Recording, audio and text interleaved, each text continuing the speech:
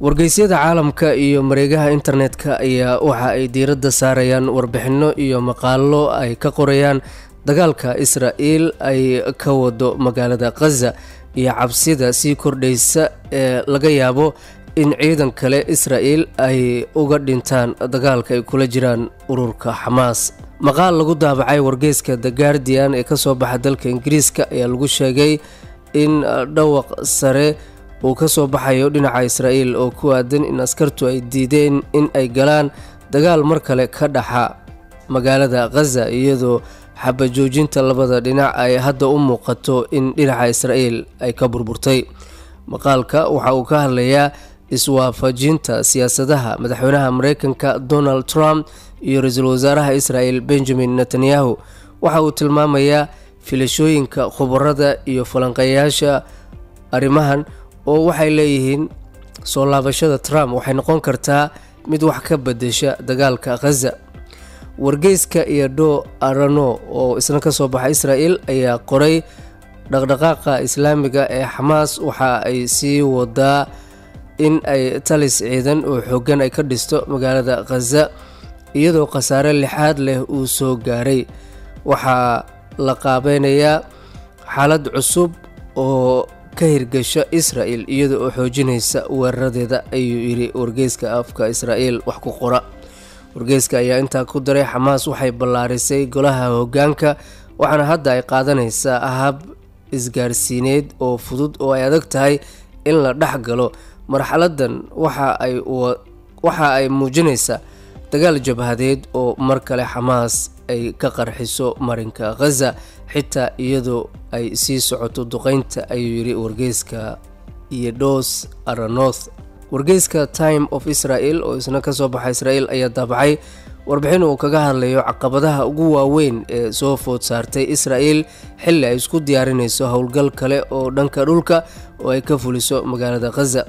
wargeysku waxa uu soo xigtay falanqeeyaasha arrimahan isagoo leh dagaalka mar kale inuu ku soo laabto Gaza waxa markan ay weeqi kartaa dhinaca Israa'iil iyadoo caqabado siyaasadeed ay sii kordhayaan askartuna ay daalan yihiin. wargeysku waxa uu sheegay in ay soo baxeen calaamado muujinaya in askarta kaydka ay diideen in mar kale ay ka dagaalamaan Gaza iyadoo lagu eedeynayo in dawladdu ay halis gelinayso nolosha maxaabiista sababtoo ah arrimo siyaasadeed darteed. geesta kale wargeyska Politico ayaa isna waxa uu sheegay in duulaanka Israa'iil ay ku hayso Lubnaan ay khatar ku tahay xabajoojinta jilicsan ee soo abjaraysa dagaalka ba'an ee bilihii ugu dambeeyay u dhaxeeyay Israa'iil iyo Hezbollah.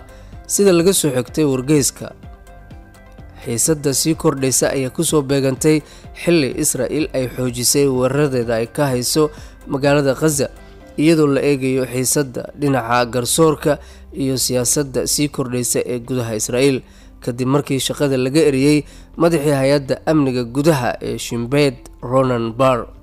dhanka kale Wall Street Journal wargeyska la yiraahdo ee ka soo baxa dalka Mareykanka ayaa waxa ay qortay in diyaarado kale ay Washington u dirtay bariga dhexe iyadoo ay ku soo beegmayso dagaalka in mar kale uu ka qarxo magaalada Gaza.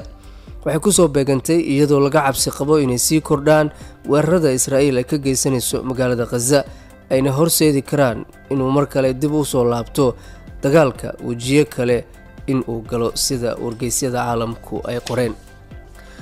wargeyska The Times ee ka soo baxa dalka Ingiriiska waxa uu daabacay faalla uu ku gorfeynayo shirka magaalada Riyadh maanta oo Isniin ah ku dhaxmaraya ergo kala matalaysa Ruushka iyo Ukraine kaasoo looga hadlayo xabajoojin ka hirgasha waddanka Ukraine. labada dhinac ayaa waxa ay ilaa hadda muujin wax tanaasul ah iyadoo mowqifkoodu uu cad yahay sida wargeyska uu leeyahay. warbixin uu daabacay saxafiga Ingiriiska Mark Arbon ayaa lagu sheegay in 5 caqabadood oo waaweyn ay la soo darsi karaan xabajoojin ka hirgasha Ukraine oo u dhaxaysa Moscow iyo Kiev. ujeedka ugu weyn wadahadalka magaalada Riyadh waa in la cadeeyo goobaha sida xarumaha korontada, kaydka shidaalka kuwaasoo mamnuuc ah in la sameeyo shaqo joojin fog.